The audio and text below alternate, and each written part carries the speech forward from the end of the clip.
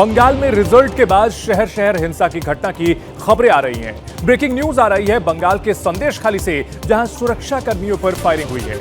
इस फायरिंग के बाद इलाके में तनाव है और केंद्रीय बलों का मूवमेंट बढ़ाया गया है। फायरिंग किसने की, इसकी जानकारी अभी सामने नहीं आई है।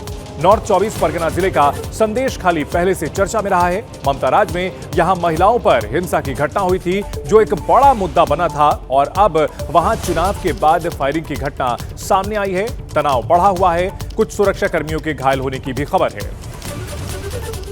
इस बड़ी खबर पर एबीपी न्यूज संवाददाता अंकित गुप्ता हमारे साथ जुड़ गए हैं। अंकित, जगह वही है, साल बदल गया है, जीतने वाली पार्टी बदल गई है, लेकिन बंगाल का रक्त चरित्र ऐसा लगता है कि बदलने वाला नहीं है। बिल्कुल चंदन, और ये जो है एक चिंताजनक बात भी है, क्योंकि 2021 की जब चुनाव हुए तो उसके बाद जिस तरीके की तस्वीरें सामने आई थी, उसके बाद पंचायत चुनाव हुए जिस तरीके की तस्वीरें सामने आई, तो बहुत तरह के सवाल उठ रहे थे। और बीजेपी ने इसी मुद्दे को लेकर के जो है जनता के बीच गई थी, भय नहीं भरोसा।